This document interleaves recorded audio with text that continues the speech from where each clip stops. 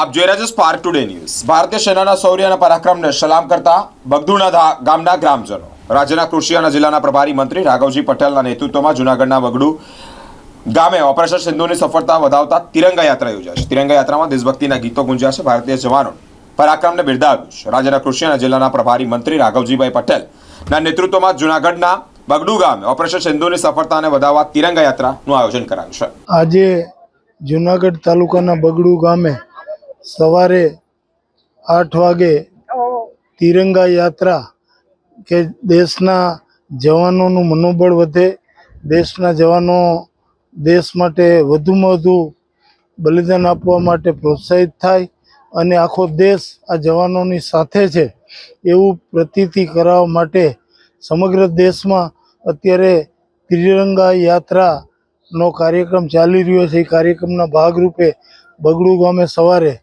તિરંગા યાત્રા યોજેલ હતી, જેમાં જિલ્લા ભાજપના પ્રમુખ ચંદુભાઈ મકવાણા, ડિસ્ટ્રિક્ટ બેંકના ચેરમેન કિરીટભાઈ પટેલ સહિત ગામના સરપંચશ્રી, ગામના સૌ આગેવાનો, મોટી સંખ્યામાં ગામ લોકો જોડાયા હતા અને ખૂબ ઉત્સાહભેર આ તિરંગા યાત્રાને ગામ લોકોનો પ્રતિસાદ મળ્યો હતો।